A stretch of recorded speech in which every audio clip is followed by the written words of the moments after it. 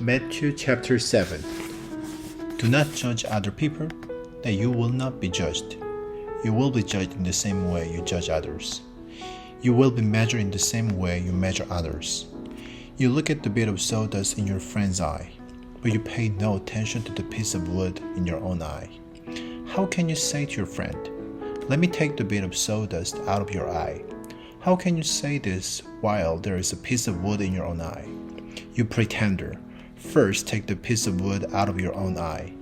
Then you will be able to see clearly to take the bit of the sawdust out of your friend's eye. Do not give holy things to dogs. Do not throw your pearls to pigs. If you do, they might walk all over them. They might turn around and tear you to pieces. Ask, and it will be given to you. Search, and you will be found. Knock, and the door will be opened to you. Everyone who asks will receive. The one who searches will find. The door will be opened to the one who knocks. Suppose your son asks for bread. Which of you will give him a stone? Or suppose he asks for a fish. Which of you will give him a snake? Even though you are evil, you know how to give good gifts to your children. How much more will your Father who is in heaven give good gifts to those who ask him? In everything, do to others what you would want them to do to you. This is what is written in the law and in the prophets. Enter a king's kingdom through the narrow gate. The gate is large and the road is wide that leads to ruin. Many people go that way, but the gate is small and the road is narrow that leads to life. Only a few people find it. Watch out for false prophets. They come to you pretending to be sheep, but on the inside there are hungry wolves. You can tell each tree by its fruit. Do people pick grapes from bushes? Do they pick figs from thorns? In the same way, every good tree bears good fruit, but a bad tree bears bad fruit. A good tree cannot bear bad fruit, and a bad tree cannot bear good fruit. Every tree that does not bear good fruit is cut down. It is thrown into the fire. You can tell each tree by its fruit. Not everyone who says to me, "Lord, Lord," will enter the kingdom of heaven.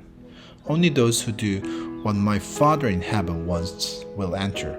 Many will say to me on that day, "Lord, Lord, didn't we prophesy in your name? Didn't we drive out demons in your name? Didn't we do many miracles in your name?" Then I will tell them clearly, "I never knew you. Get away from me, you who do evil." So then everyone who hears my words and puts them into practice is like a wise man. He builds his house on the rock. The rain comes down, the water rises, the winds blow and beat against that house, but it does not fall. It is built on the rock. But everyone who hears my words and does not put them into practice is like a foolish man. He builds his house on sand. The rain comes down, the water rises, the winds blow and beat against the house, and it falls with a loud crash. Jesus finished saying all these things. The crowds were amazed at his teaching. That's because he taught like one who had authority. He did not speak like their teachers of the law. Matthew chapter 8. Jesus came down from the mountainside. Large crowds followed him. A man who had a skin disease came and got down on his knees in front of Jesus. He said, "Lord, if you are willing to make me clean, you can do it." Jesus reached out his hand and touched the man. "I'm willing to do it," he said. "Be clean." Right away, the man was healed of his skin disease. Then Jesus said to him, "Don't tell anyone. Go and show yourself to the priest and offer the gift Moses commanded. It will be witness to everyone." When Jesus entered Capernaum, a Roman commander came to him.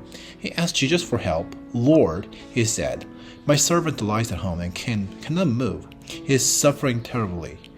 Jesus said, "Shall I come and heal him?" The commander replied, "Lord, I'm not good enough to have you come into my house, but just say the word, and my servant will be healed.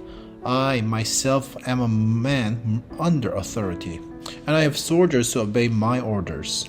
I tell this one, 'Go,' and he goes. I tell that one, 'Come,' and he comes. I say to my slave, do this, and he does it." When Jesus heard this, he was amazed. He said to those following him, "What I am about to tell you is true. In Israel, I have not found anyone whose faith is so strong. I say to you that many will come from the east and the west. They will take their places at the feast in the kingdom of heaven. They will sit with Abraham, Isaac, and Jacob. But those who think they belong in the kingdom will be thrown outside into the darkness. And there they will be whipped and grind their teeth." Then Jesus said to the Roman commander, "Go, it will be done just as you believe it would." And his servant was healed at that moment. When Jesus came into Peter's house, he saw Peter's mother-in-law. She was lying in bed. She had a fever. Jesus touched her hand, and the fever left her. She got up and began to serve him. When evening came, many people controlled by demons were brought to Jesus. He drove out the spirits with a word. He healed all who were sick. This happened so that what Isaiah the prophet had said would come true. He had said, "He suffered the things we should have suffered. He took on himself the sicknesses that should have been ours." Jesus saw the crowd around him, so he gave his disciples orders to go to the other side of the Sea of Galilee. Then a teacher of the law came to him. He said, "Teacher, I will follow you no matter where you go." Jesus replied, "Foxes have dens, birds have nests, but the Son of Man have no place to lay his head." Another follower said to him, "Lord, first let me go and bury my father." But Jesus told him, "Follow me. Let the dead bury their own dead." Jesus got into a boat. His disciples followed him. Suddenly a terrible storm came up on the lake. The waves crashed over the boat, but Jesus was sleeping. The disciples went and woke him up. They said, "Lord, save us. We are going to drown." He replied, "Your faith is so small. Why are you so afraid?" Then Jesus got up and ordered the winds and the waves to stop. It became completely calm.